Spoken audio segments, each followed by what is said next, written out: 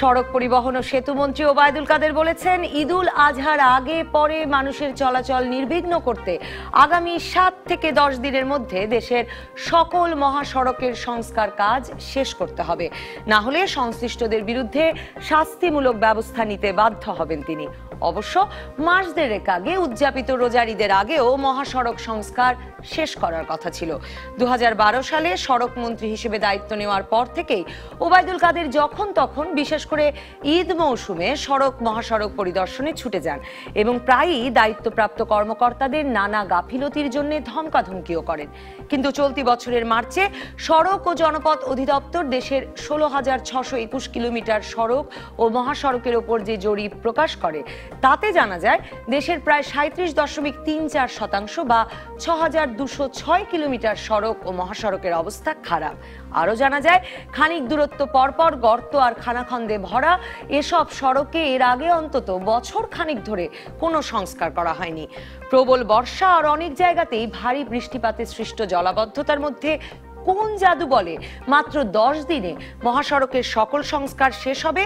মন্ত্রীকে, এমনকি কখনো কখনো প্রধানমন্ত্রীকে কেন প্রতিবার ঈদের আগে মহাসড়ক ঠিক করার বিশেষ নির্দেশ দিতে হয়?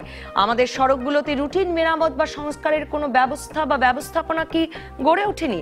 আজ বৃহস্পতিবার রাজকাহনের ফোন লাইন আছে খোলা, আর প্রতিদিনের মতো ফেসবুক আর ইউটিউবে তো আছি মহাসড়কের দশা, আর সেই দশা থেকে মুক্তি নিয়ে আপনার প্রশ্ন ও মতামতের উত্তর দিতে আজ রাজকাহন স্টুডিওতে আছেন গণপরিবহন বিশেষজ্ঞ, বাংলাদেশ প্রকৌশল বিশ্ববিদ্যালয়ের অধ্যাপক ডক্টর শামসুল হক, জাহাঙ্গীরনগর বিশ্ববিদ্যালয়ের নগর ও অঞ্চল পরিকল্পনা বিভাগের অধ্যাপক ডক্টর আক্তার মাহমুদ এবং লেখক ও কলামিস্ট সৈয়দ আবুল মকসুদ। স্বাগত আপনাদের তিনজনকে। সৈয়দ আবুল মকসুদ, আপনি প্রায়শই সড়ক পরিবহন ও সেতু মন্ত্রী ওবায়দুল কাদেরের সঙ্গে তিনি মন্ত্রী হিসেবে দায়িত্ব নেওয়ার পর থেকেই আপনি প্রায়শই তার সঙ্গে সড়ক পরিদর্শনে যান। আপনার কি কোনো উন্নতি চোখে পড়ে? ধন্যবাদ নবনীতা। ওনার সঙ্গে না, ওনার আগে থেকেই যাই আমি। আগে যিনি সড়ক মন্ত্রী ছিলেন সৈয়দ আবুল হোসেন সাহেব, তার সময়ও এরকম, তার সময় থেকেই আসলে বলা শুরু করেছি আমরা।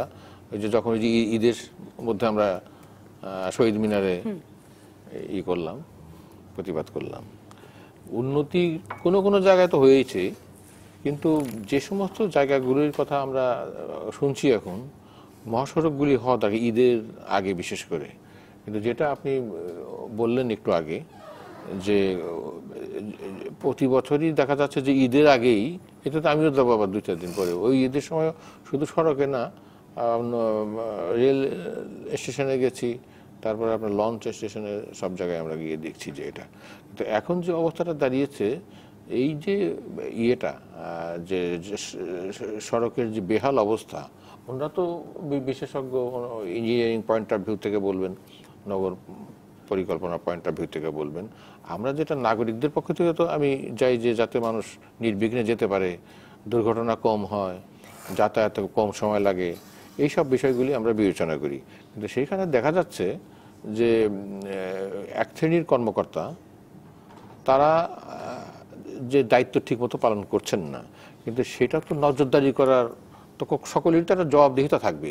আমাদের এখানে জবাবদিহিতা সব ক্ষেত্রে কম, এবং দেখা যাচ্ছে যে মূল ব্যাপারটা যেটা, সেটা হলো যে দুর্নীতিও এর একটা বড় কারণ। দুর্নীতির কারণ হলো যে টাকা বরাদ্দ করা হয়েছে, সেই টাকা যথাস্থানে, যথা কাজে এবং যথার্থভাবে ব্যয় হয়নি।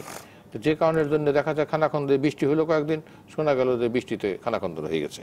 তো এখন যে এই যে মন্ত্রী যান, আপনারা সঙ্গে যান, মানে একটা দল ভারী করেই তো মন্ত্রী যান, নানা সময় মন্ত্রী ক্যামেরার সামনে, সাংবাদিকদের সামনে নানা কর্মকর্তাকে ধমকাধমকিও করেন, মানে এগুলো তো কেউ ভয় টয় পায় না, মানে কেউ এই নিয়ে ভয় পাওয়া না, প্রতিক্রিয়া আপনি দেখতে পাচ্ছেন না, এতে কোনো উপকার হচ্ছে বলে মনে হয় না। ভয় পাওয়ার বিষয় না, বিষয়টা হলো যে কেউ এটাকে করছে না, মানে গুরুত্বই দেয় না, গুরুত্বই দিচ্ছেন না। তার কারণ হলো এই যে কাজ না করেও যখন চাকরি থাকে বা থাকে, জায়গায় অনেকের চাকরি পাচ্ছে, আপনি যেটা বললেন ধমকাধমকি, কিন্তু হ্যাঁ দাও গেছে, কিন্তু সেটা তা না।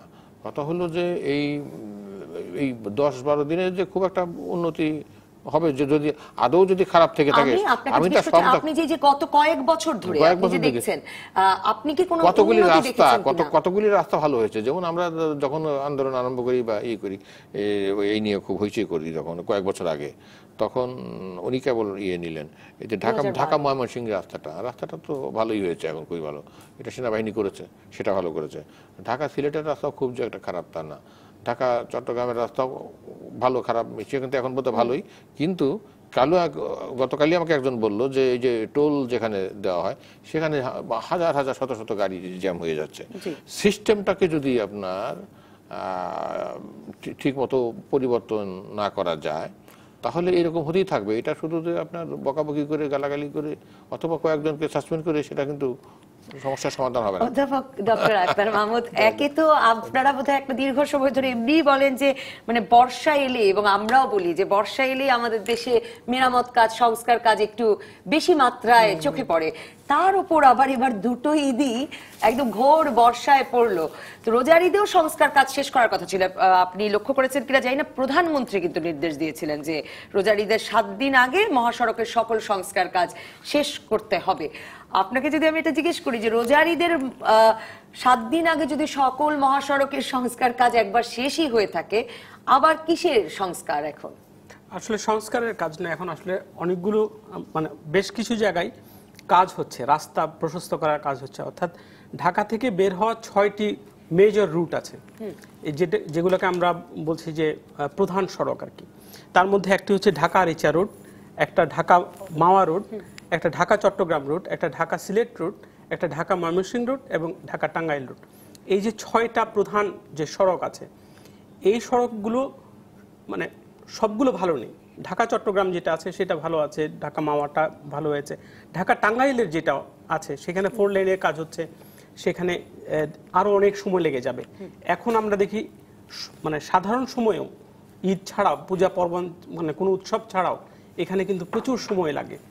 তো সুতরাং এটা কিন্তু এবার ঈদেও কিন্তু ভোগাবে, এর আগের ঈদও ভুগিয়েছে, এবারও ভোগাবে।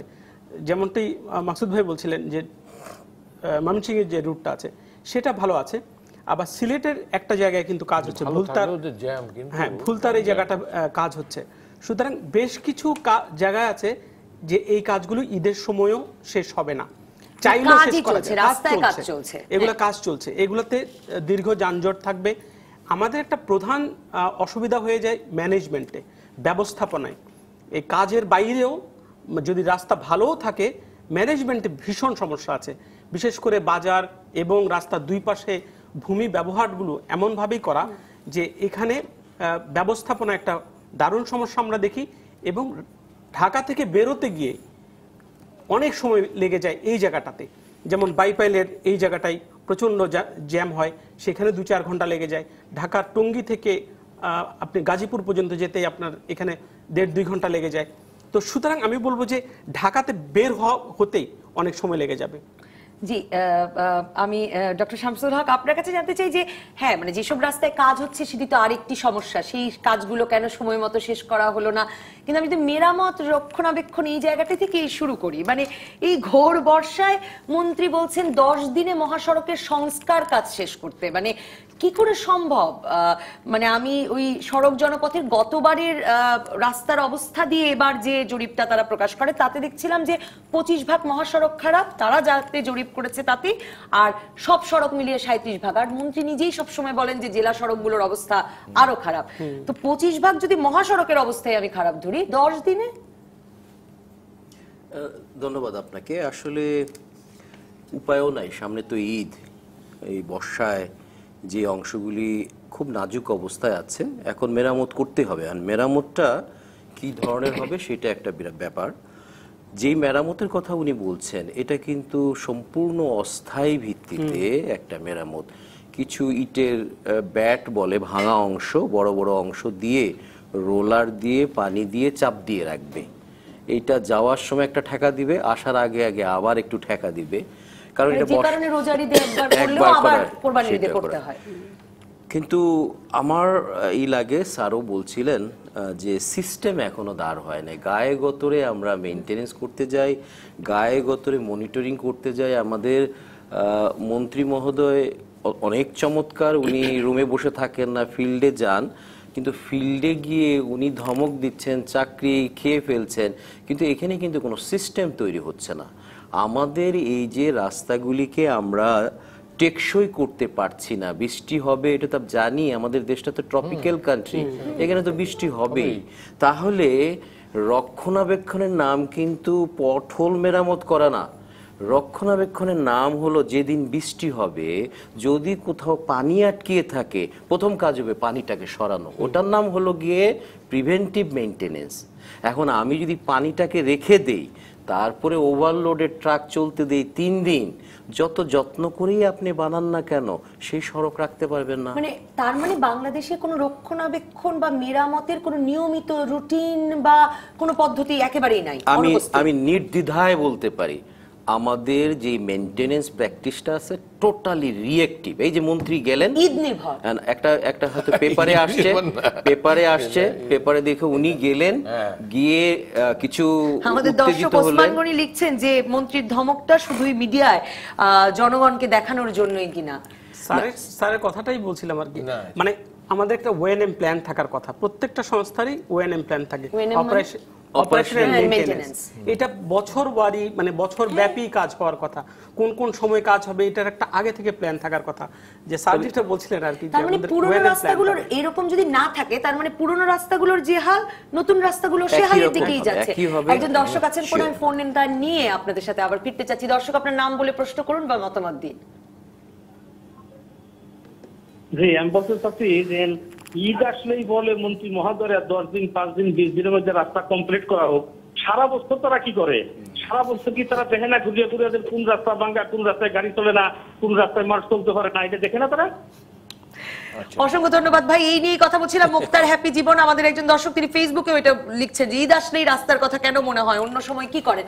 স্যার আপনি বলছিলেন ডক্টর শামসুল হক যে আসলে অন্য সময়ের কোনো পরিকল্পনা আমাদের দেশে একেবারেই নাই, সিস্টেম আমরা দাঁড় করাইনি। আসলে পৃথিবী কিন্তু অনেক দূর এগিয়ে গেছে, মানে সরকারি প্রতিষ্ঠান দিয়ে যেখানে আবার উন্নয়নের চাহিদা অনেক বেশি, রক্ষণাবেক্ষণের অলওয়েজ কিন্তু ব্যাকলগ থাকে, দেয় না সরকার, দেয় না, চাহিদা দেয় সে 37% রাস্তা খারাপ, হয়তো সরকার 10% রাস্তা মেরামতের জন্য পয়সা দিবে, তো তারপরে আবার খবরদারি করে তাদেরকে দিয়ে কাজ উদ্ধার করতে গেলেও তারাও কিন্তু মানসম্মতভাবে কাজ করে না। তাহলে অন্যান্য দেশ কি করে?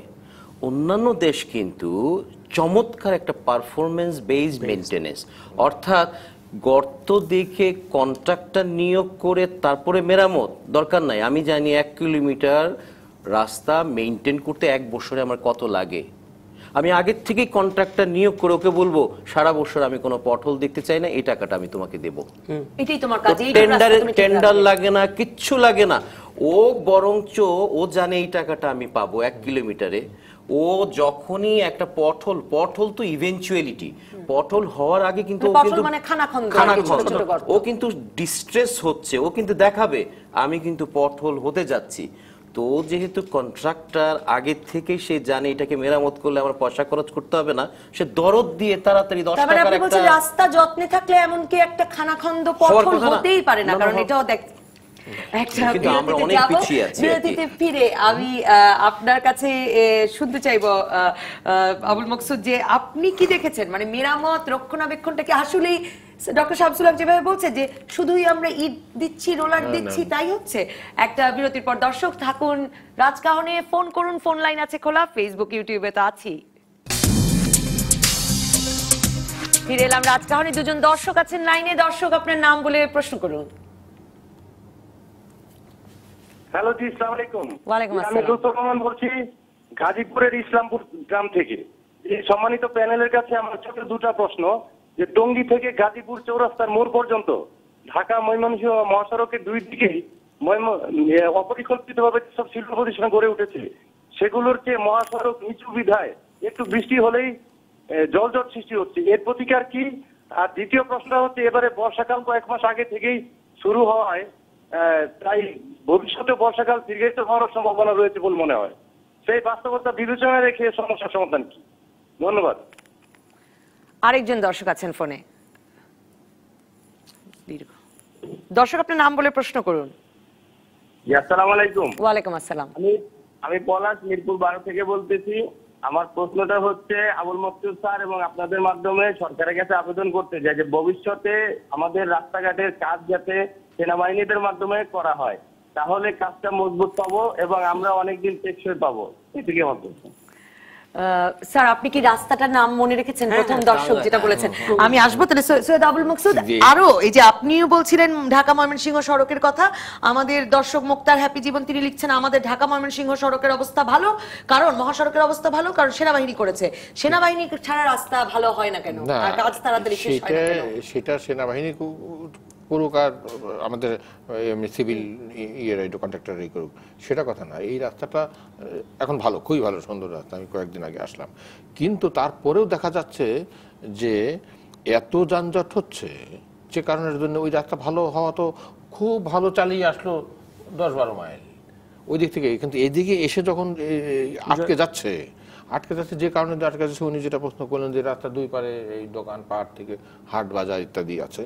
আর তাছাড়া যে আমার পরিকল্পনাটা থাকবে কি, যে পরিকল্পনাটা থাকবে যে আমি যাতে সুন্দরভাবে এই ঢাকায় এসে ওই ময়মনসিংহ থেকে ঢাকায় এসে পৌঁছতে পারি। সেইটা কারণের জন্য এত টাকা স্যাংশন করা হয়েছে, এই রাস্তাটা এরকমভাবে হবে এবং এত গাড়ি চললে এখানে এতটা মোটের উপর জ্যাম হওয়ার কথা না, কিন্তু দেখা যাচ্ছে প্রতিদিন সেখানে এই হচ্ছে। আর একটা জিনিস হলো যেটা উনি বললেন যে সমস্যার সমাধান কি, উনি বলছেন প্রশ্নটা করলেন না যেটা থেকে সমস্যাটা তাকে শনাক্ত করতে হবে। প্রতি বছর অনন্তকাল 12-14 বছর যাবত 10-12 বছর প্রতি ঈদ আসলেই যদি এরকম করতে থাকি আমরা, আমাদের আগে শনাক্ত করতে হবে যে এই সমস্যাগুলি হচ্ছে। এটা তো এই বাড়িতে নতুন তা না, এটা তো গত ঈদেও এরকম ঘটনা ঘটেছে, তার আগে ঈদও ঘটেছে, এবার তো আরো পূজা আছে, সামনে ঈদ আছে, সব মিলে। তো এখন যে জিনিসটা হয়েছে যে এর পিছনে মূল যে আমাদের যদি রুট কজ যেটা ইংরেজিতে বলে, একটা মূল কারণটা যদি আমরা দেখি, তাহলে এবারে মূল কারণটা হলো দুর্নীতি যদি দূর না করা যায়, শুধুমাত্র ইঞ্জিনিয়ারকে দোষ দিয়ে, কন্ট্রাক্টরকে দোষ দিয়ে, অমুককে দোষ দিয়ে অমুককে সাসপেন্ড করে এটা হবে না। কারণ দুর্নীতিটা হলো এই যে যেখানে যে টাকা, দুর্নীতির প্রসঙ্গটি নিয়ে আলাদা করে তো কথা বলতেই চাই, কিন্তু তার আগে একটু যদি আমি ডক্টর আক্তার মাহমুদ, এই যে ধরুন ঢাকা ময়মনসিংহ মহাসড়ক নিয়ে সৈয়দ আবুল মকসুদ বলছেন, দর্শকরা বলছেন এই সড়কও তো তার মানে ভালো থাকবে না, কারণ তার মানে আপনারা যা বলছেন এই সড়কেরও মেইনটেনেন্স, অপারেশনস এন্ড মেইনটেনেন্স, মানে তার কোনো ব্যবস্থাপনা, রক্ষণাবেক্ষণের কোনো ব্যবস্থাপনা ওই সড়কেরও নাই। খুবই স্পেসিফিক করে দর্শক কিন্তু বলছিলেন যে টঙ্গী থেকে গাজীপুর পর্যন্ত অর্থাৎ জয়দেবপুর পর্যন্ত, আমি বিরতির আগে এই রাস্তাটির কথা আমি বলেছিলাম, এই রাস্তাটি মহাসড়ক হিসাবে আসলে মহাসড়ক নয়। মহাসড়ক হওয়ার জন্য যে ধরনের চরিত্র থাকা দরকার সেই চরিত্র এই রাস্তার নেই। এটা কোনো এক সময় মহাসড়ক ছিল, কিন্তু এখন যেটা হয়েছে রাস্তার দুই পাশ থেকে কিছু দূর পরপরেই ইন্টারসেকশন দেওয়া হয়েছে, খুব ছোট ছোট গলি, বড় গলি, মানে নানা ধরনের রাস্তা এখানে লম্বালম্বিভাবে যুক্ত হয়েছে। আর রাস্তার দুই পাশে প্রচুর দোকানপাট হয়েছে এবং সেখানে দুই পাশে পানি জমে। এখানের দুই পাশে যে ড্রেন আছে, ড্রেনগুলো একেবারেই প্রায় বন্ধ অবস্থায় থাকে। এখানে বলে রাখা ভালো যে আগে এখানে ছিল গাজীপুর পৌরসভা এবং টঙ্গী পৌরসভা দুটো, এখন বর্তমানে হয়েছে গাজীপুর সিটি কর্পোরেশন। এখানে গাজীপুর সিটি কর্পোরেশনের যে দায়িত্বটি ছিল যে এই রাস্তার উপরে সলিড ওয়েস্ট মানে বর্জ্য এখনও আছে, সেই বর্জ্যগুলো দিয়ে নালা নর্দমাগুলো ভরে যায় এবং রাস্তাতে পানি জমে, তার উপরে মানুষ চলে আসে একেবারে রাস্তার উপরে। আপনি জানেন ওই অঞ্চলে প্রচুর গার্মেন্টস ওয়ার্কাররা কাজ করে, যখন তারা ফুটপাতে কোনো স্পেস পায় না তখন তারা রাস্তায় নেমে আসে এবং রাস্তার দুই পাশে প্রচুর পরিমাণে গাড়িও দাঁড়িয়ে থাকে। ফলে এই রাস্তাটির অবস্থা খুবই খারাপ অবস্থা। এখানে ক্যারেজওয়ে অর্থাৎ ফ্রি যে অংশটুকু থাকে সে অংশগুলো দিয়ে খুবই ধীর গতিতে গাড়ি চলে এবং যেই কারণে মাত্র অল্প কিছু জায়গা যেতে প্রায় 1-1.5 ঘন্টা, কখনো 2 ঘন্টাও লেগে যায়। এটি একটি প্রধান সমস্যা এখানে আমি দেখি। আমি আমি একটু উনি বলার আগে আমি একটা কথা বলছি, এই যে সড়ক নিরাপত্তা কমিটি একটা আছে জাতীয়, সেটা আমরা দুজনই আমরা মেম্বার সেটা, কিন্তু আমরা সেখানে গিয়ে কি কথা বলতে পারি? সেখানে গিয়ে এমন সমস্ত মানে এই বিভিন্ন শ্রমিক নেতা, বিভিন্ন অমুক তমুক এটা সেটা কর্মকর্তারা এসে, আমরা যে নাগরিক সমাজ থেকে যে 2জন লোক যাই, আমি আর আপনি বোধহয় নাকি এত বেশি জানা বোধহয় নাকি, আর ইলিয়াস কাঞ্চন আসছে নাকি, এই 2জন না 2জন কথা হয়তো যানজটের কথা, কমিটিটা হলো গিয়ে নিরাপত্তা, তার মধ্যে সমস্ত রাস্তাটা নানান কিছু উঠতে পারে, কিন্তু কথা হয় কি যে ওই এমন ভাবে তারা সমস্ত এই শ্রমিক নেতারা বা মালিক নেতারা করতে থাকে, যে যার ফলে হয় কি যে এই গত 2-3 বছর যাবত এটার কোনো অগ্রগতি তো আমি দেখছি না, কথাই বলা যায় না। ডক্টর শামসুল হক, আপনাকে আরেকজন দর্শক প্রশ্ন করেছিলেন যে বৃষ্টির মধ্যে কি করা সেই প্রসঙ্গে। আমি আপনাকে একটা বলি যে সড়কের সাথে যারা পেশাদারী লোক আছে তারা জানে কেউ যদি সড়ক উন্নয়ন করতে চায় তার সাথে সমন্বিতভাবে ভূমি উন্নয়নটাও কিন্তু সম্পর্কিত করতে হবে। মানে এককভাবে কেউ যদি সড়ক উন্নয়ন করে কিছু উন্নতি দেখাতে চায় সে কোনোদিন টেকসই করতে পারবে না। সেই জন্য সড়কের সাথে তার যে পার্শ্ববর্তী ভূমিটা আছে তার ব্যবহারটা কেমন হবে, সে যত্রতত্র কি কানেকশন পেয়ে যাবে নাকি নিয়ন্ত্রিত হবে, এটা যতদিন পর্যন্ত আমি সমন্বিত করব না ততদিন পর্যন্ত।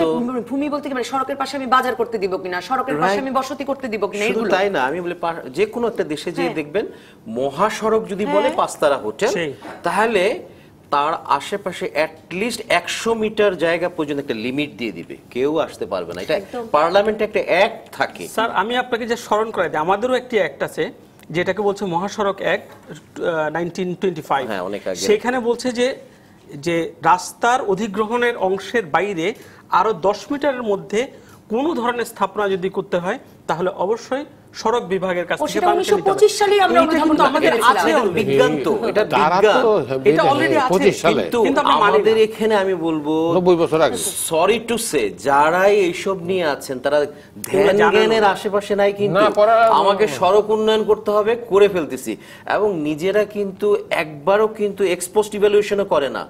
আমি টঙ্গী থেকে জয়দেবপুর পর্যন্ত তো 4 লেন 6 লেন 8 লেন করছি, এটার অবস্থাটা কি হয়েছে এখন একটা গলির রাস্তার মতন। তাহলে এই যে ময়মনসিংহ রাস্তাটা করলাম তার পরিণতি কি হবে আমি এটা দেখলেই তো বুঝি। তাহলে আমার করণীয় কি, এটা কি হুইল রিইনভেন্ট করতে হবে না, তাহলে বিজ্ঞান কি বলে, এটা বইটা খুললেই কিন্তু পাবে। মহাসড়ক বানানোর সাথে সাথে তার মানদণ্ড যদি ঠিক রাখতে হয় তাহলে ভূমি ব্যবহারটাকে নিয়ন্ত্রণ করতে হবে।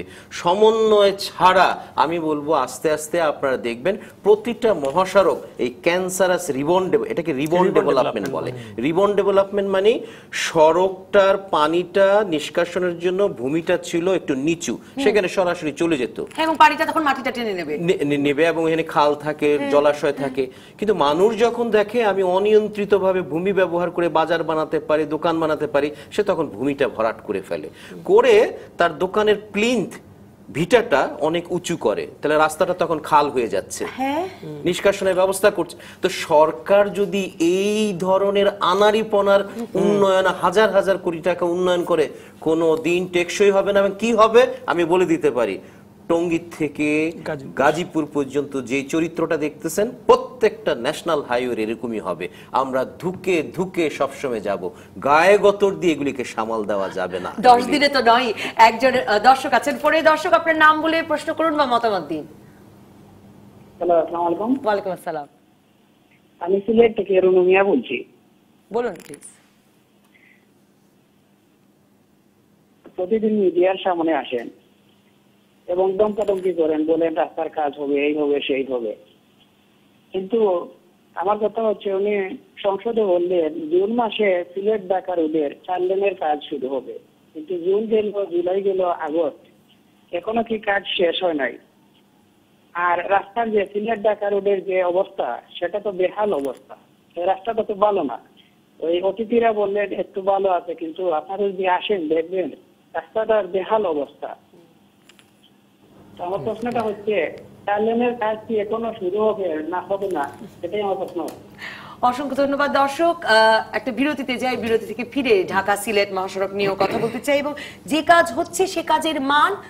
সৈয়দ আবুল মকসুদ বলতে শুরু করেছিলেন যে সংস্কার কাজ হচ্ছে, সেই সংস্কার কাজের মান নিয়েও অনেক দর্শক প্রশ্ন করেছেন। এই প্রসঙ্গে একটু কথা বলতে চাই একটা বিরতির পর। দর্শক থাকুন টেলিভিশনে, ফেসবুকে, ইউটিউবে, টেলিফোন করুন। ফিরে এলাম রাত কাউনে। আরেকজন দর্শক আছেন ফোনে। দর্শক আপনার নাম বলে প্রশ্ন করুন বা মতামত দিন।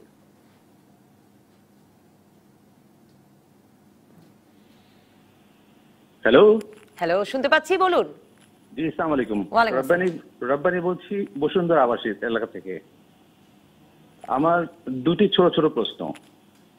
প্রথম প্রশ্ন হচ্ছে যে রাস্তা নির্মাণের যে খরচ পার স্কয়ার মিটার বা পার স্কয়ার ফিট, যতটুকু আমি জানি বিদেশের থেকে, দ্যাট ইজ দক্ষিণ পূর্ব এশিয়ার থেকে বাংলাদেশের পরিমাণ নাকি অনেক বেশি, এটা সত্যি কিনা? দ্বিতীয় প্রশ্ন হচ্ছে, বৃষ্টি বাংলাদেশে হয়, কিন্তু দক্ষিণ পূর্ব এশিয়াতে যেমন থাইল্যান্ড, সিঙ্গাপুর, চায়না এসব দেশেও কিন্তু বাংলাদেশের চেয়ে অনেক বেশি বৃষ্টি হয়। ওইখানে তো কোনো রাস্তা খানাখন্দ বা কোনো গর্ত দেখা যায় না। এটার বাকি কারণ হতে পারে। ডক্টর শামসুল হক, এই প্রশ্নটি শাওন আব্রাহাম নামে একজন দর্শক আপনাকেই করেছেন, যে ইউরোপ আমেরিকায় তিনি বলছেন 1 কিলোমিটার রাস্তা নির্মাণ করতে যে পরিমাণ অর্থ লাগে বাংলাদেশে তার 6 গুণ বেশি টাকা লাগে। জনাব শামসুল হক সাহেবের নিকট প্রশ্ন, কেন বাংলাদেশে নির্মাণ করতে এত বেশি টাকা লাগে? আমি প্রথমে বলি হ্যাঁ বেশি লাগে, এক্সরবিটেন্টলি খুব হাই। কেন? একটা প্রজেক্ট যদি 3 বছরের জন্য করার জন্য প্রাক্কলন করা হয়, এস্টিমেট করা হয়, সেই কাজটা 8-9 বছর হয়ে যায়। তাহলে টাইম ওভাররান যখন হবে, কন্ট্রাক্টরকে কিন্তু আপনাকে কম্পেনসেশন করতে হবে, কারণ সে মোবিলাইজ করতেছে ম্যান, মেশিন সবকিছু। তাকে 3 বছরের জন্য কথা বলে নিয়ে এসে 8 বছর বসায় রাখবেন। কন্ট্রাক্টরের না, সে কাজ শেষ করছে না কেন? সরকারেরও থাকে, কারণ ল্যান্ড একুইজিশন না করে একটু কন্ট্রাক্টরকে ইনভাইট করে ফেলা হয়। ফ্লাইওভার বানাতে গিয়ে প্রজেক্ট হয় ইউটিলিটি লাইন সরানো একটা, তখন কন্ট্রাক্টর তো বসে আছে লোক নিয়ে, মেশিন নিয়ে।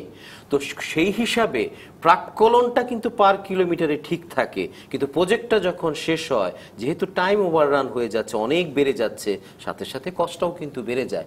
তো আমি বলবো আমাদের এখানে কনস্ট্রাকশনের দুর্বলতা অত্যন্ত বেশি। কারণ আমি কনফ্লিক্ট, সাংঘর্ষিক কন্ডিশনগুলি কি কি আমি জানি। ভূমি অধিগ্রহণের একটা জটিলতা আছে, তাই আমি কন্ট্রাক্টর মোবিলাইজ করি কেন? আমি জানি বিশেষ করে ফ্লাইওভার করতে গেলে ইউটিলিটির সাথে আমার সাংঘর্ষিক কন্ডিশন হবে। আমি ইউটিলিটি লাইনটাকে সরিয়ে গ্রিন ফিল্ড করে তারপরে আমি টেন্ডারে যাই, তাহলে কিন্তু পার কিলোমিটারের খরচ আর বাড়ে না। কিন্তু দুর্ভাগ্য, আমাদের এখানে আমরা কন্ট্রাক্টরকে ইনভাইট করে তারপরে ভূমি অধিগ্রহণে যাই। ইউটিলিটি লাইনে যখন পিলার করতে যাই, তখন বলে এখানে তো একটা ইউটিলিটি লাইন আছে, তাহলে একটু সরান। ওই একটা প্রজেক্ট হয় আরো 2 মাস ধরে, তখন কিন্তু বসে থাকে। এইসব কারণেই কিন্তু বাংলাদেশের আরেকটা খুব ইন্টারেস্টিং প্রশ্ন করেছেন যে আরো অনেক দেশে তো অনেক বৃষ্টি হয়, এত খানাখন্দ আমাদের সড়কেই কেন? আমি বলবো আমাদের দেশে অনেকগুলি দুর্বলতা আছে। প্রথম হলো ট্রাকগুলি চেসিসটাকে মডিফাই করে নির্ধারিত যে ওজন নেওয়ার কথা তার থেকে 2 থেকে 3 গুণ ওজনের বেশি। স্যার, আপনার কি মনে আছে যে এই নিয়েও একবার বোধহয় সড়ক পরিবহন ও সেতু মন্ত্রী একটা ডেডলাইন দিয়েছিলেন যে এত দিনের মধ্যে সেই চেসিস ঠিক না করলে আমাদের মিটিং হয়ে হ্যাঁ, এটার ব্যাপারে আমিও সরকারের সাথে আছি। বাম্পার খোলা হয়েছে, অ্যাঙ্গেল আস্তে আস্তে খুলছে, কিন্তু এই যে বডিটাকে মডিফাই করে ফেলা হয়েছে, এইটা কিন্তু ওটা নিয়েই কিন্তু তারা মাল পরিবহন করছে। একটা জিনিস খেয়াল রাখবেন, আপনি যখন একটা জিনিস ডিজাইন করেন, কোনো না কোনো লোডকে সাস্টেইন করার জন্য ডিজাইন করবেন। যাকে ধরে করলেন সে যদি 2.5 গুণ 3 গুণ হয়ে যায়, আপনি কিভাবে রাস্তাটাকে টেকাবেন? তার মধ্যে আবার পানি আমাদের এখানে বেশি হয়, কিন্তু আমরা এখনো কিন্তু কংক্রিটের রাস্তায় যাইনি। আপনি ফিলিপিনে যেয়ে দেখেন 60% রাস্তা কংক্রিটে। কেন? জানি এটা ট্রপিক্যাল কান্ট্রি, বৃষ্টি হবে, বৃষ্টিতে পানি আসলেই বিটুমিন ছেড়ে দিবে, রাস্তা থাকবে না। তাহলে আমি আবার মেরামত করব, বরঞ্চ আমি 1.5 গুণ খরচ দিয়ে একবারে আমি কংক্রিটের পেভমেন্টটা তৈরি করে ফেলি, পানি আসলে কংক্রিটের কিছু হয় না। তারপরে তো স্যার আছে যেটা আপনি বলছিলেন ডক্টর শামসুল হকের আগে, যে রাস্তার দুপাশে দোকান পাট উঁচু করে করে আমরা আসলে রাস্তাকে খালে পরিণত করেছি। কিন্তু ডক্টর আক্তার মাহমুদ, আপনাকে জিজ্ঞেস করতে চাই, অনেক দর্শক প্রশ্ন করেছেন যে যেমন সাইফুল ইসলাম লিখছেন যে ঢাকা চট্টগ্রাম মহাসড়কের সাথে নোয়াখালীর সাথে যোগাযোগের যে সড়ক রয়েছে তার প্রায় 50 কিলো মানুষের মরণ ফাঁদে পরিণত হয়েছে। মোক্তার হ্যাপি জীবন বলছেন যে ঢাকা ময়মনসিংহ মহাসড়ক করবার পরে 2-3 মাস যেতে না যেতেই আবার বগার বাজার থেকে ভালুকা পুরো রাস্তা কেটে পুনরায় করা হচ্ছে। শাওন আব্রাহাম নামে একজন দর্শক প্রশ্ন করেছেন যে মহাসড়কগুলোতে কেন শাখা রাস্তাগুলো সরাসরি সংযোগ দেওয়া হয়? আপনি টঙ্গী গাজীপুর রাস্তার কথা বলছিলেন যে এ ধরনের ইন্টারসেকশনের কারণে আমাদের দেশে সড়ক দুর্ঘটনার হার কি অনেক বেশি? ইউরোপ আমেরিকায় মহাসড়কে কোনো ইন্টারসেকশন, সিগন্যাল বা ক্রসিং থাকে না। এই প্রশ্নটির উত্তর জানতে চাই, আমাদের এই ঘটনাটি কেন ঘটে? মানে অনেকেই খুব মজা করে বলে যে বাংলাদেশে কোনো হাইওয়ে নেই, দেখে তো আসলে মনে হয় না 1 কিলোমিটারও হাইওয়ে নেই। এখন হাইওয়ে হতে গেলে তার যেই চরিত্র এবং সেখানে যে ট্রাফিকের যে ফ্লো, আনইন্টারাপ্টেড ভাবে গাড়ি চলতে দেওয়ার সুযোগ করে দেয়া, সেই জিনিসগুলো কিন্তু আমরা দেখি না। আমরা দেখি যে মহাসড়কের যেই যানবাহন এবং স্থানীয় যে যানবাহন লোকাল যে ট্রান্সপোর্টগুলো আছে তারা একই লেনে চলে এবং একই লেনে নানা ধরনের মোড অফ ট্রান্সপোর্ট আমরা দেখি যে চলতে। তো এই জায়গাগুলোতে যতক্ষণ না পর্যন্ত আমরা সেগ্রিগেট না করতে পারবো ততদিন পর্যন্ত আমাদের মহাসড়কের চরিত্রই চেঞ্জ হবে না। আরেকটি কথা যেটা বললেন যে ইন্টারসেকশনগুলো, আমরা খুবই ঘন ঘন ইন্টারসেকশনগুলোকে অ্যালাউ করি, এটা অ্যালাউই করার কথা না।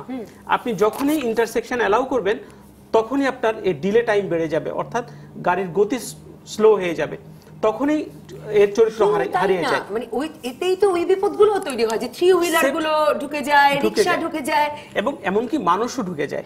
আপনি দেখবেন যে মানে মহাসড়কে এই ধরনের স্থানীয় ট্রান্সপোর্টগুলা উঠতে পারার কথা না, তার ডিজাইনটাই হচ্ছে অন্যরকম। আপনি মানে ঢাকা বাংলাদেশে অন্তত পক্ষে একটি রাস্তা আপনারা হয়তো জানবেন যেখানে লোকাল রোডকে কিন্তু আলাদা করা হয়েছে, এই চলন বিলের এই দিকটাতে হাটিকামরুলে বনপাড়াতে, সেখানে মহাসড়ক এবং স্থানীয় যেই ট্রান্সপোর্টগুলোকে এগুলোকে আলাদা লেনে করা হয়েছে। তো সুতরাং আমাদের কাছে উদাহরণও কিন্তু আছে। আমি যেটা মনে করি যে বাংলাদেশে যদি আমরা মহাসড়ককে চরিত্র দিতে হয় তাহলে অবশ্যই এই ইন্টারসিটি অথবা দূরপাল্লার যে গাড়িগুলোকে এগুলোকে স্থানীয় মোড অফ ট্রান্সপোর্ট থেকে আলাদা করতে হবে। জি, আমি সৈয়দ আবুল মকসুদ আপনার কাছে আসবো। একজন দর্শক আছেন ফোনে, তার ফোনটা নিতে চাই। দর্শক, আপনার নাম বলে প্রশ্ন করুন। হ্যালো, বলুন, শুনছি। জি আসসালামু আলাইকুম। ওয়ালাইকুম আসসালাম। জি ম্যাডাম, আমার প্রশ্ন হলো যে আপনার এই সড়ক মন্ত্রী ওবায়দুল কাদের উনি যে বলে যে প্রত্যেকটা রাস্তা সড়ক আর কি ভালো, যেরকম কিছুক্ষণ আগে বলছে যে মামিসিং রোডটা খুব ভালো। এখন মামিসিং রোডটা কি সে দেখছে যে রোডটা কি ভালো না? সম্পূর্ণ তো ডাস্টবিনের ময়লার মতন হয়ে আছে। আর যখন নাকি আপনার মন্ত্রী কি এমপি রোড দিয়ে যায় তখন আপনার রাস্তা ফাঁকা হয়ে যায়, আর যখন নাকি সাধারণ পাবলিক চলাচল করে তখন আপনার ঘন্টার পরে ঘন্টা জামে থাকতে হয়। যেমন আপনার হলো বগুড়া, দিনাজপুর, প্রত্যেকটা মোড়ে মোড়ে আপনার রাস্তা সড়ক মানে একটা মানুষ ঢুকতে পারে ওই রোডের ভিতরে, এই অবস্থা হচ্ছে। আমি একজন চালক বলতেছি, আমি প্রত্যেকটা সড়কে দেখছি এইভাবে। এটার একটু ছোট্ট করে অ্যান্সার দিয়ে দেওয়া ভালো, কারণ একাধিকবার এই কথাটা এসছে আমাদের এই মহাসড়কগুলোতে। পড়ে শোনাচ্ছিলাম যে একজন দর্শক এই কথাও লিখেছেন যে এই ঢাকা ময়মনসিংহ মহাসড়কের মধ্যেও এখন একটি অংশে আবার কাজ হচ্ছে। এই হয় কি আমাদের সড়ক, আপনি যদি খেয়াল করেন যে ঢাকা ময়মনসিংহ রোডে প্রচুর বাজার আছে, এখনো বাজারগুলো আছে, এটা ঢাকা চট্টগ্রামের রোডেও আছে।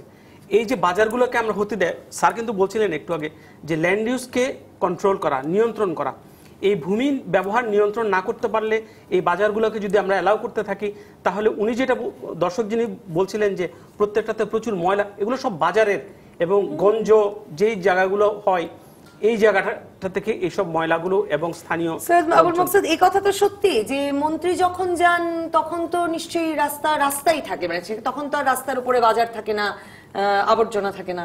থাকে, সেটাও থাকে, কিন্তু এইটাকে বারবারই বলা হয়েছে যে বাজার ওখানে থাকতে পারবে না, এবং এটা এই নতুন নয়, গত কয়েক বছর যাব। তারপরে থাকছে কেন? থাকছে এটা এই কারণের জন্য যে এই বাজার বসতে দিয়েছে কি, এটা বাজার বসার যে সরকার তো বসতে দেয়নি, কিন্তু বাজার বসতে দিয়েছে তো সরকারি দলের লোকরাই, কারণ স্থানীয় সরকারি দলের প্রভাবশালী লোকরা, মানে বিরোধী দলের লোক হাট ইজারা দিচ্ছে, সাথে ইজারাটা যে দিচ্ছে সেটা দিচ্ছে এই তাদের কন্ট্রোল করবে কি? তাদেরকে যদি জনসাধারণ তার কন্ট্রোল করতে পারবে না, তাদের কাছ থেকে টাকা পাচ্ছে, তোলা পাচ্ছে, প্রত্যেক দিন প্রত্যেক সপ্তাহে সপ্তাহে টাকা নিচ্ছে। সুবিধা হওয়ার কথা তো, মানে সড়ক মন্ত্রী তো আবার ক্ষমতাসীন দলের সাধারণ সম্পাদক তো বটে। সেটা উনি আছেন, তা উনার একলাই যে সব দায়িত্ব তা তো আর না, দায়িত্বটা তো আরো তো নেতা আছে, আরো প্রত্যেকটা জায়গায় সরকারি দলের নেতারা আছেন। তারপরে হলো যে ইউনিয়ন পরিষদ থেকে শুরু করে উপজেলা চেয়ারম্যানরা আছেন, সবারই তো কিছুটা দায়িত্ব আছে। এই যে স্তূপগুলো, এই যে কথাগুলি এসছে যে রাস্তার দুই পাশে যে আবর্জনা, এরা তো ওবায়দুল কাদের সাহেবও দেখছেন, উনিও যাচ্ছেন, আমিও গেছি, গিয়ে অনেকবার দেখেছি, আর প্রায় তো এদিক ওদিকে যাচ্ছি, সে দেখছি। তো এই জিনিসগুলির দায়িত্বটা কিছুটা তো লোকাল গভর্নমেন্টের মধ্যেও পড়ে। সে তো অন্তত ধমকটা তো দেবে যে এই যে আমার এই এলাকার ভিতরে যে এই যে আবর্জনা এখানে স্তূপ করে রাখছো, যার যেমন খুশি সেমন ফেলে দেখতে। এইগুলি না হওয়ার কারণ হলো যে, যেটা আমি একবারই বলেছিলাম নবনীতা, যে দুর্নীতির কথাটা বলছিলাম। তা দুর্নীতি তো একটা বহু বিস্তারিত একটা জিনিস, যেটা কত রকমের। আমি একটা এক্সাম্পল দিই। আমাদের দেশে এখন মানে কয়েক বছর আগের কথা বলছি আমি, মোটের উপর একটা মুরগির দাম 300-400 টাকা হতে পারে নাকি, এরকম বেশি দাম হইলে দেশি মুরগি 300 টাকা হতে পারে নাকি, 150 টাকা কেজি। সেইটা একটা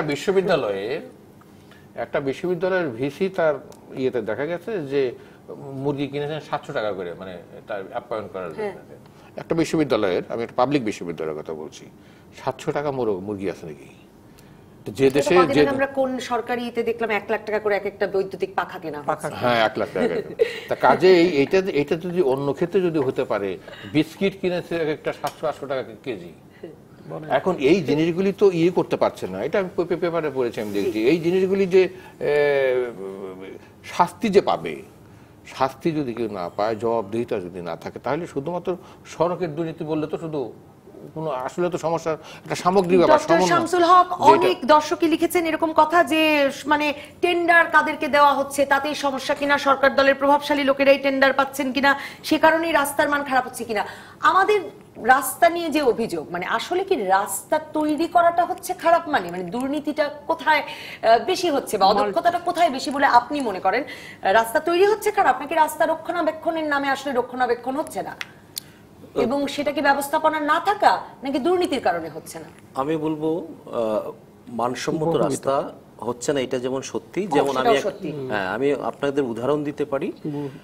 যমুনা ব্রিজের অ্যাপ্রোচ রোড প্রায় 40 কিলোমিটার 98 সালে কিন্তু বিদেশিরা খুব সুন্দরভাবে সায়েন্টিফিক্যালি এটা বানায়। আপনারা ভুয়াপুর যখন পার হবে তখনই টের পাবেন রাস্তাটা এখনো কিন্তু ভালো মানে আছে।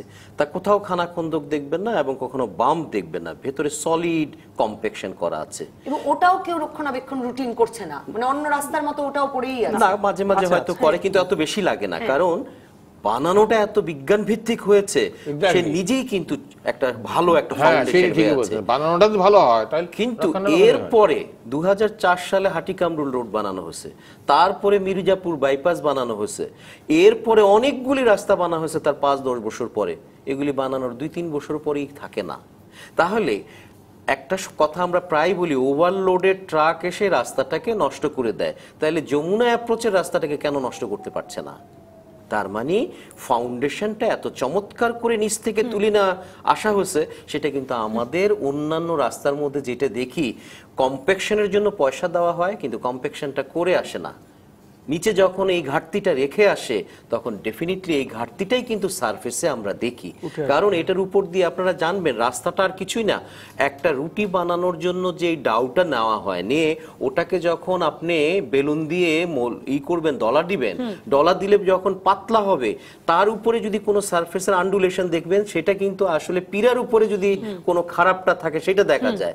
একইভাবে আমাদের নিচে যেহেতু আমরা দুর্বল জিনিস রেখে আসতেছি, টায়ারগুলি যখন চলে ওই দুর্বলতাটাই কিন্তু উপরের মধ্যে রিফ্লেক্ট করে। সো এখানে আমি বলবো বানানোটাও কিন্তু মানসম্মত হচ্ছে না, কোয়ালিটি কন্ট্রোল করা হচ্ছে না, এবং রাজনৈতিক যে কন্ট্রাক্টররা ঢুকছেন, ইঞ্জিনিয়ার তাকে কন্ট্রোল করতে পারে না, অথবা ভালো কন্ট্রাক্টর ঢুকছেন, কর্মকর্তার পক্ষে সম্ভব না সেই ঠিকাদারকে ঠিক রাখা। এবং ঠিকাদার যখন আবার কাজ করতে গিয়ে বিভিন্ন জায়গায় পয়সা দিতে হচ্ছে, তখন সে শেষ পর্যন্ত যা পাচ্ছে সেটা কম্প্রোমাইজ না করে কিন্তু সে উঠে যেতে পারে না। তো ডিজাইনে এবং নির্মাণে ত্রুটি আছে, পাশাপাশি অপারেশন এবং মেইনটেনেন্সেও কিন্তু আমাদের যথেষ্ট ঘাটতি আছে। আমরা বানাই, ভুলে যাই, আবার বানাই, এই সংস্কৃতির মধ্যেই আছি। আর পুরো বিশ্ব হলো বানাবো, রক্ষণাবেক্ষণ করব, টেকসই উন্নয়ন করব, বানাতে আবার রিবিল্ড করতে যাব, আমাদেরকে জবাবদিহি করতে হবে। এই সংস্কৃতি আমাদের তৈরি আসেনি। সবাই আমরা কিন্তু পয়সা খরচ করতে কেন জানি পছন্দ করি, কন্ট্রাক্টর পছন্দ করে, ইঞ্জিনিয়ার পছন্দ করে, পলিটিশিয়ান পছন্দ করে, সরকারও মেগা প্রজেক্ট হাতে নিয়ে বলে আমি অনেক উন্নয়ন করছি, টেকসই হচ্ছে কিনা সেটার কিন্তু আমরা কখনো দেখি না। যোগ করতে চাইছিলেন একটা পয়েন্টে যোগ করব, সেটা হচ্ছে সুশাসনের ব্যাপারটা। সেটি হচ্ছে যে national roads and highways department, এটা হচ্ছে ন্যাশনাল লেভেল অর্গানাইজেশন এবং সারা বাংলাদেশে তারা কাজ করে, তাদের একটা রোড বিষয়ক একটা মাস্টার প্ল্যানও আছে। সুতরাং তাদেরকে সারা দেশেই কিন্তু কাজ করতে হয় এখন এই কাজ করার সাথে সুশাসনটাকে নিশ্চিত করতে হবে। জেলা পরিষদ, উপজেলা পরিষদ এবং পৌরসভার ভিতর দিয়ে যতগুলো রাস্তা যায়, রাস্তা তো এর ভিতর দিয়ে যেতে হবে। এই প্রত্যেকটা পরিষদকে, পৌরসভা, উপজেলা পরিষদ এবং জেলা পরিষদের যারা নেতৃবৃন্দ আছেন, যারা জনপ্রতিনিধি আছেন, তাদেরকে কিন্তু এই কাজের সাথে সম্পৃক্ত করতে হবে। কিন্তু এখানে ভুললে চলবে না, তাদেরকে সম্পৃক্ত করতে গিয়ে আবার যেন নতুন কোনো দুর্নীতিতে না জড়িয়ে পড়ি। এদেরকে এই কারণেই মানে সম্পৃক্ত করতে হবে যাতে দুর্নীতিটা কমানো যায় এবং মানসম্পন্ন কাজ করা যায়। তো আসলে এলাকার সম্পদ, দেশের সম্পদ, মানে সেইভাবে বিষয়টিকে দেখতে হবে। অসংখ্য ধন্যবাদ ডক্টর শামসুল হক, ধন্যবাদ ডক্টর আক্তার মামুন, ধন্যবাদ সৈয়দ আবুল মকসুদ, ধন্যবাদ দর্শক যারা সঙ্গে ছিলেন, ফোন করেছেন, মন্তব্য করেছেন ফেসবুকে, ইউটিউবে। রাজকাহনের পরবর্তী পর্বে রায় নিয়ে রাজনীতি কেন, এই বিষয়ে আলোচনা করবেন বাংলাদেশ আওয়ামী লীগের আইন বিষয়ক সম্পাদক advocate Shah Rezaul Karim, supreme court আইনজীবী সমিতির সম্পাদক ও বিএনপির যুগ্ম মহাসচিব ব্যারিস্টার মাহবুবউদ্দিন খোকন এবং প্রথম আলোর যুগ্ম সম্পাদক মিজানুর রহমান খান। সঙ্গে থাকবেন আপনিও।